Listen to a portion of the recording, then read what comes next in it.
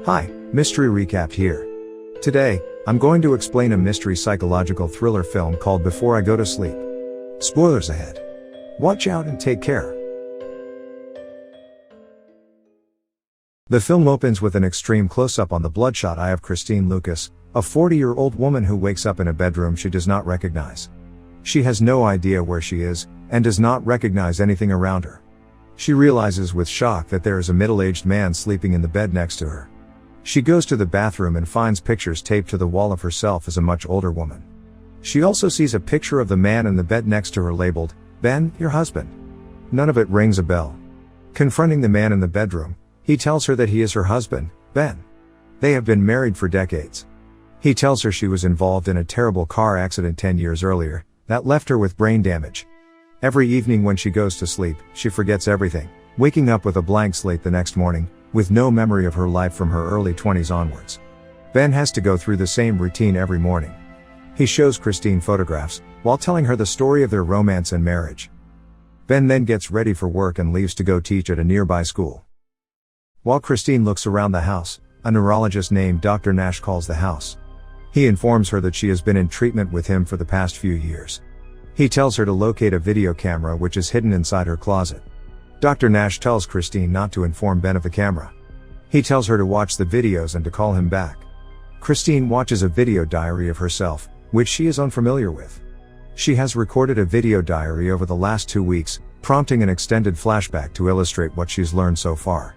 She then meets Dr. Nash, who explains that she has been seeing him for some time without her husband's knowledge. He tries to help her deal with her condition.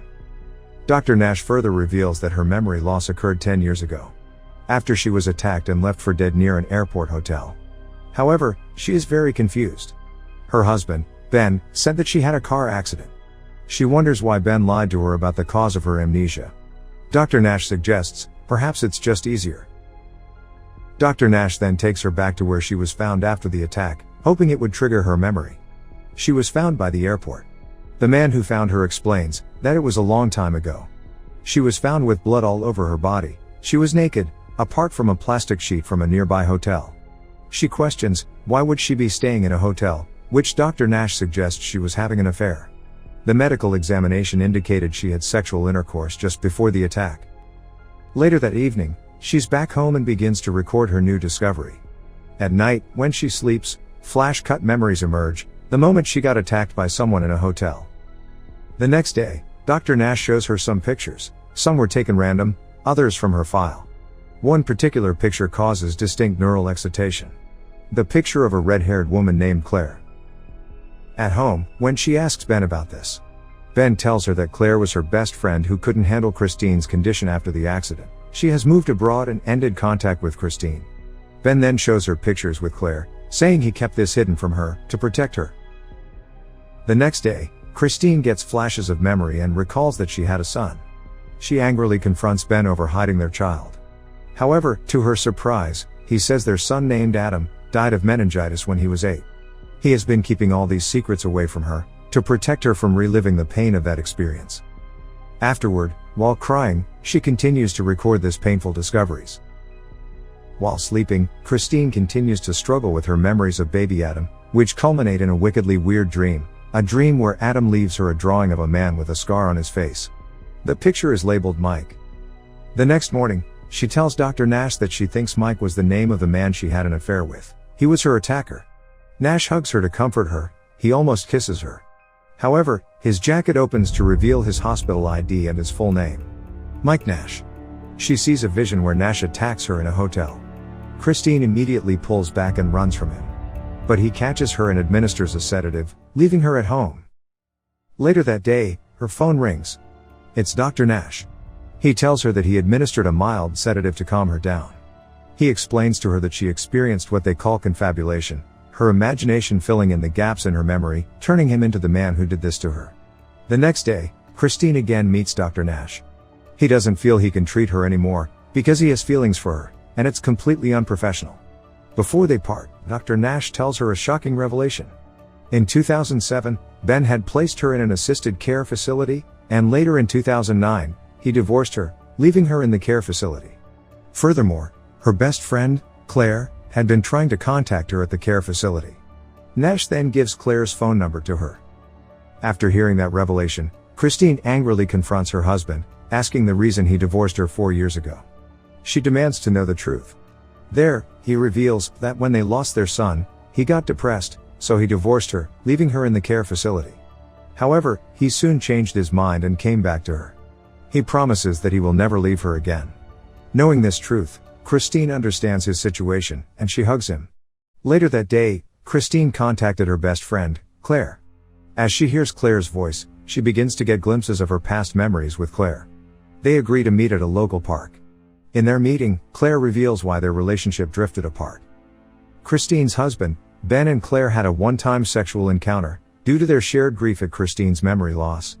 Feeling obliged to keep Ben and Christine's marriage intact, Claire ended contact with her and stay away from their lives. After apologizing, Claire gives Christine a letter written to her by Ben. Ben sent this to her shortly before they got separated. He asked Claire to give it to Christine should she ever be well enough to read it. In the letter, Ben tells Christine that he loves her, but he had to place her in the care facility due to her condition. She looked happy there. He decided to leave her for their son Adam's sake. Adam was unable to understand her memory loss, and begun to be afraid of her. Ben believed for Adam's sake that they needed to leave her, and he begs her to understand. After reading this letter, Christine understands how difficult it was for Ben to deal with Christine's amnesia. Out of gratitude for his love and care, Christine records a video, saying that Ben is her lover and protector, and she wants to make a life with him. At night, she decides to let Ben see the video she has made on the digital camera. She also tells him that she has been seeing Dr. Nash for quite some time. She admits she didn't trust Ben before, but she completely trusts him now. However, Ben angrily accuses Christine of having an affair with Nash. He strikes her and storms out. On the telephone, Christine talks to Claire about what just happened. Claire is confused. Because she knows Ben, and he is a very good gentleman, he will never strike her like that. So Claire decides to give Ben a call. A few moments later, Claire rings Christine back. She tells Christine that Ben claims not to have seen Christine for 4 years. Claire asks Christine to describe the Ben she is living with, whether he has a scar across the right side of his face. She checks Ben's picture, no scar. That moment, they realize the man she is living with is not Ben. The wedding photo is fake. Christine immediately attempts to escape the house, but Ben renders her unconscious. The next morning, Christine again awakens with no memories. She finds the camera and sees her entry saying she loves Ben, and wants to make a life with him. Ben calls Christine and tells her to pack, that they are going on a trip that night. That night, Ben takes her to a hotel close to where she had been found. In the hotel room, she gets glimpses of what happened 10 years ago. He reveals that he is Mike, the man she had an affair with. Christine then remembers that Mike had wanted Christine to reveal their affair to Ben, but Christine refused. Their argument culminated in Mike viciously attacking Christine, resulting in her amnesia. He also inadvertently reveals that Christine's son Adam is still alive. Declaring his love for Christine, Mike deletes the videos on her camera and states that he is no longer interested in playing the part of Ben. He tells Christine that they shall live together, or no one shall live. Another struggle ensues, but this time Christine knocks Mike out and gets away. She sets off the hotel fire alarm while running from the hotel, and is seen telling her story on the camera while waiting in an ambulance. Christine wakes up in a hospital bed and is visited by Nash, this time as a friend and not as her therapist. He assures her the man responsible for her condition, Mike, has been arrested. He tells Christine that she has visitors and that he hopes the visit will provide the breakthrough they have been hoping for. The real Ben comes to visit Christine. And he's brought someone else. Adam, their son, who never died of meningitis. As she sees Adam entering her room, her memories return. With tears full of joy, the two of them hug each other, and the movie ends. Now, for the explanation. I will explain the sequence of events that happened prior to the events in the movie. In 1999, Christine and Ben got married. But not this Ben, the real Ben. In August 1999, their son, Adam, was born. After 4 years, in 2003, Christine had an affair with Mike. Mike wanted Christine to reveal their affair to Ben, but Christine refused and their argument culminated in Mike viciously attacking Christine, resulting in her amnesia. Due to her condition, Ben placed her in an adult community care center. Ben, and her son, Adam, visited her daily. But they had to suffer, as they needed to remind her of her identity daily. During this time, her best friend, Claire, helped the family, and got closer to Ben. One day, Ben and Claire had a one-time sexual encounter, due to their shared grief at Christine's memory loss. Feeling guilty, Claire decided to stay away from their lives. After a few years, Christine's condition hadn't got any better. Ben couldn't go on anymore. Their son, Adam, grew desperately unhappy. Therefore, in 2009, Van and Adam left Christine for Adam's sake. They left her in the care facility, not visiting her anymore. Mike used this opportunity to disguise himself as her husband. Mike forged Ben's signature and took her home with him. For 4 years, she was tricked into thinking that he was her husband. Until one day, she met Dr. Nash, who gave her a camera to record her thoughts and progress each day. What happens next are the events that you saw in the film. And that's my explanation for the movie. Subscribe for more videos like this, turn on notifications, and leave a like to help the channel out. Thank you for watching.